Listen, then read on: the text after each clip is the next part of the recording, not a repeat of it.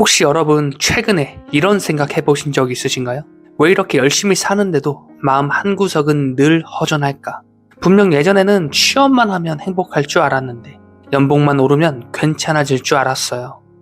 결혼만 하면 안정될 줄 알았습니다. 내 집만 마련하면 안심할 수 있을 줄 알았어요. 그런데 이상하죠. 목표를 이룰 때마다 잠깐의 기쁨은 찾아오지만 얼마 지나지 않아 또 다른 불안이 찾아옵니다. 그래서 우리는 또 달려요. 더 좋은 직장, 더 많은 돈, 더 높은 자리, 더 큰 성공. 그런데 어느 날 문득 이런 생각이 들기 시작합니다. 나는 지금 잘 살고 있는 걸까?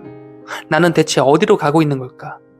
왜 이렇게 열심히 사는데도 마음은 채워지지 않을까? 어쩌면 그 이유는 목적지를 잘못 설정했기 때문이 아니라 지금 내가 어떤 문 앞에 서 있는지 모르기 때문인지도 모릅니다. 저는 어느 날 인생을 가만히 바라보다가 한 가지 흥미로운 사실을 발견했어요. 인생은 직선이 아니라는 사실을 말이죠. 성공을 향해 올라가는 계단도 아니었습니다. 오히려 수많은 문을 통과하는 긴 여행에 가깝다라는 사실을 깨달았어요. 그리고 그 문이 열릴 때마다 인생은 전혀 다른 의미를 갖기 시작했습니다. 어떤 문은 누구나 지나가요. 하지만 어떤 문은 평생 만나지 못하는 사람도 있습니다. 어떤 사람은 죽는 순간까지도 같은 문 안에 머물러 살아갑니다. 그리고 어쩌면 우리가 흔히 말하는 행운이란 더 많은 돈이 생기는 것이 아니라 다음 문을 열 준비가 되었을 때 찾아오는 것인지도 모르겠어요. 오늘은 삶이 극적으로 반전되기 직전 우리가 만나게 되는 삶의 9개의 문에 대해서 이야기해 보겠습니다. 지금부터 57층 한강뷰 시작하겠습니다. 여러분은 오늘도 어제보다 더 나은 오늘을 선택하셨습니다. 첫 번째 문은 성장의 문이에요. 이 문은 우리가 세상에 태어나면서 가장 먼저 만나게 되는 문입니다. 그리고 이 문은 우리에게 하나의 질문을 던져요. 나는 살아갈 수 있는가? 아기는 혼자 아무것도 할 수 없습니다. 누군가의 보호가 필요하고 누군가의 사랑이 필요하고 누군가의 도움이 필요하죠. 우리는 이 문 안에서 걷는 법을 배우고 말하는 법을 배우고 세상을 이해하는 법을 배워요. 신체가 성장하고 감정이 성장하고 생각이 성장합니다. 이 시기의 목적은 단순해요. 성장하는 것입니다. 그런데 생각해보면 어른이 된 지금도 우리는 여전히 성장하고 있어요. 새로운 일을 배우고 새로운 사람을 만나고 새로운 생각을 받아들입니다. 성장은 어린 시절에 끝나는 것이 아니에요. 성장을 멈추는 순간 인생도 함께 멈추기 시작합니다. 농구 황제 마이클 조던은 이런 말을 남겼어요. 나는 실패를 받아들일 수 있다. 모든 사람은 실패한다. 하지만 시도조차 하지 않는 것은 받아들일 수 없다. 성장의 문은 완벽함의 문이 아닙니다. 가능성의 문이에요. 그리고 두 번째의 문은 사회의 문이에요. 시간이 흐르면 우리는 자연스럽게 이 문에 도착합니다. 그리고 이 문은 새로운 질문을 던져요. 나는 어디에 속하는가? 학교에 들어갑니다. 친구를 만나요. 집단을 경험합니다. 관계를 맺어요. 그리고 처음으로 깨달아요. 세상에는 나 말고도 수많은 사람이 존재한다라는 사실을. 이 시기에는 친구의 말 한마디에 울고 친구의 인정 하나에 웃습니다. 친구가 세상의 전부처럼 느껴지기도 해요. 사회의 문은 관계를 배우는 문이에요. 그리고 동시에 사회라는 거대한 구조를 이해하게 되는 문이에요. 경쟁을 배우고 협력을 배우고 상처를 배우고 배려를 배우게 됩니다. 하지만 많은 사람들은 이 문에서 너무 오래 머물러요. 남의 시선에 갇히고 남의 평가에 갇히고 남의 기준에 갇힙니다. 그리고 어느 순간 내가 원하는 삶보다 남들이 부러워하는 삶을 살기 시작해요. 그래서 사회의 문은 세상을 배우는 문인 동시에 남의 기준에서 벗어나는 법을 배우는 문이기도 해요. 그리고 세 번째 문은 가정의 문이에요. 그리고 이 문에 도착하면 사람은 또 한 번 크게 변하기 시작합니다. 이 문의 질문은 이것이에요. 나는 누구를 사랑하고 책임질 것인가? 어릴 때 우리는 부모님의 사랑을 받는 존재였어요. 하지만 어느 순간 조금씩 깨닫게 됩니다. 아버지가 강했던 것이 아니라 강해져야 했다라는 사실을. 어머니가 괜찮았던 것이 아니라 괜찮은 척했던 순간들이 있었다라는 사실을. 그제야 보이죠. 매일 차려지던 밥상, 아무 말 없이 감당했던 책임, 묵묵히 견뎌낸 시간들, 그리고 비로소 감사라는 감정이 생기기 시작합니다. 부모님도 나와 같은 인간이었다라는 사실을 알게 되기 때문이에요. 그리고 어떤 사람은 새로운 가정을 꿈꾸기 시작합니다. 배우자를 만나고 아이를 품에 안고 누군가의 보호자가 되죠. 신기하게도 아이가 태어나는 순간 아이만 태어나는 것이 아니에요. 아버지도 태어나고 어머니도 태어납니다. 그 전까지는 내 행복이 중요했다면 이제는 누군가의 행복이 더 중요해지는 시기가 오는 거예요. 받는 사랑보다 주는 사랑이 더 깊어집니다. 이것이 가정의 문이에요. 그런데 여기까지는 사실 대부분의 사람이 경험합니다.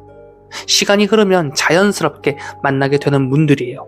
하지만 지금부터는 다릅니다. 지금부터의 문은 시간이 아니라 의식이 여는 문이에요. 어떤 사람은 20살에 도착합니다. 어떤 사람은 80살이 되어도 만나지 못해요. 그리고 어떤 사람은 죽는 순간까지도 두 번째 문 안에서 살아갑니다. 지금부터의 문들은 삶의 깊이가 결정하는 문들이에요. 그리고 어쩌면 인생의 진짜 반전은 바로 여기서부터 시작됩니다. 네 번째 문은 역할의 문이에요. 이 문이 던지는 질문은 이것이에요. 나는 왜 존재하는가? 많은 사람들은 이 질문을 직업에 대한 질문으로 착각합니다. 어떤 직업을 가져야 할까? 얼마를 벌어야 할까? 어떤 성공을 이뤄야 할까? 하지만 역할의 문은 직업에 대한 문이 아니에요. 존재에 대한 문입니다. 같은 교사라도 누군가는 월급을 위해 수업을 합니다. 누군가는 한 아이의 인생을 바꾸기 위해 수업을 해요.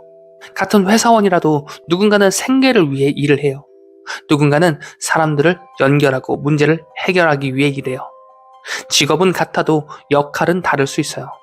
그리고 어느 날 인생은 묻기 시작합니다. 정말 이것이 내가 해야 할 일인가? 정말 이것이 내가 태어난 이유인가?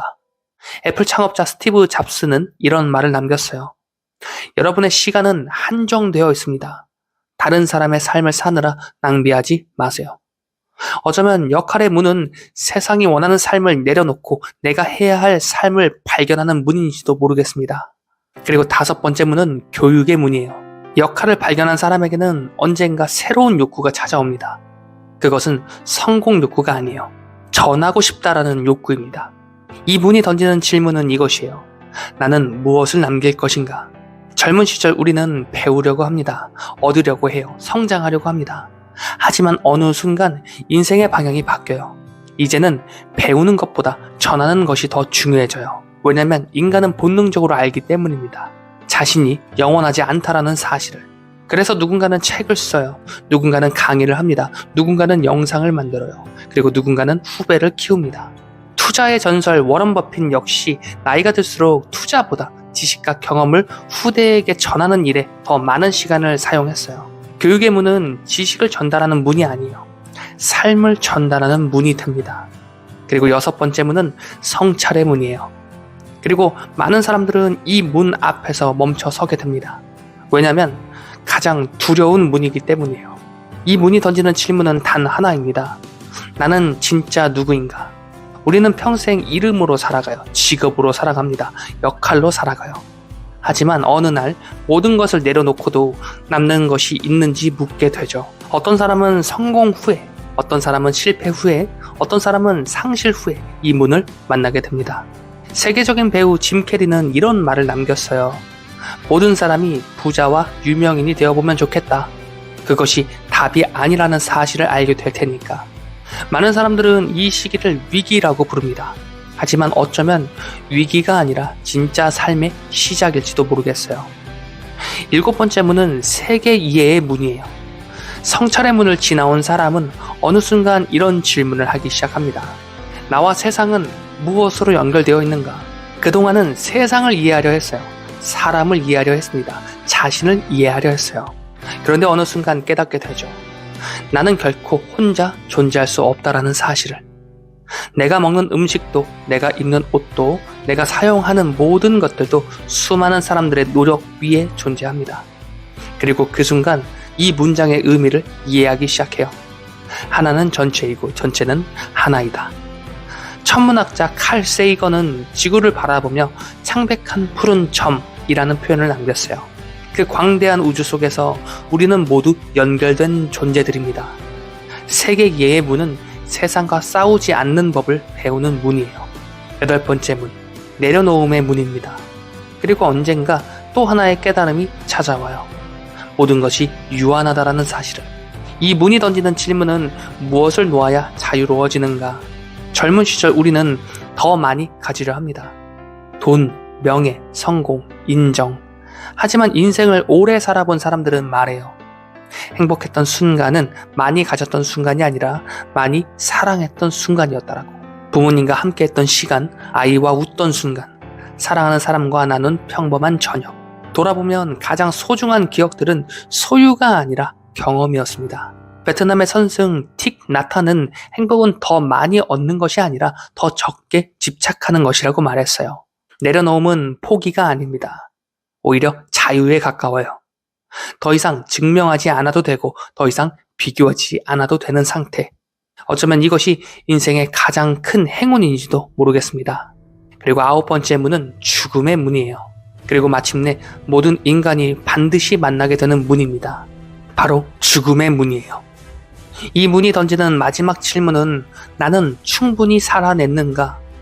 부자도, 가난한 사람도, 성공한 사람도, 실패한 사람도 결국은 모두 이 문 앞에 서게 돼요. 많은 사람들이 죽음을 앞두고 비슷한 후회를 남깁니다.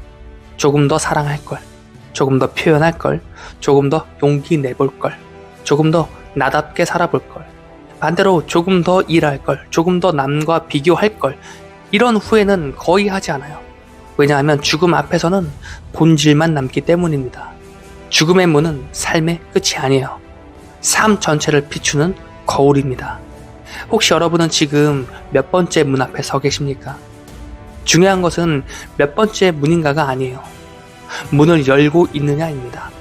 그리고 어쩌면 우리가 운이 좋아졌다라고 느끼는 순간은 돈이 들어오는 순간도 기회가 찾아오는 순간도 아닌 것 같아요. 지금까지의 나를 넘어 다음 문이 열리는 순간인지도 모르겠습니다. 그렇게 인간은 9개의 문을 지나며 한 사람의 인생이 됩니다. 여러분은 오늘도 어제보다 더 나은 오늘을 선택하셨습니다. 지금까지 이웃만 작가의 57층 한강뷰였습니다. 영상 시청해주셔서 감사합니다.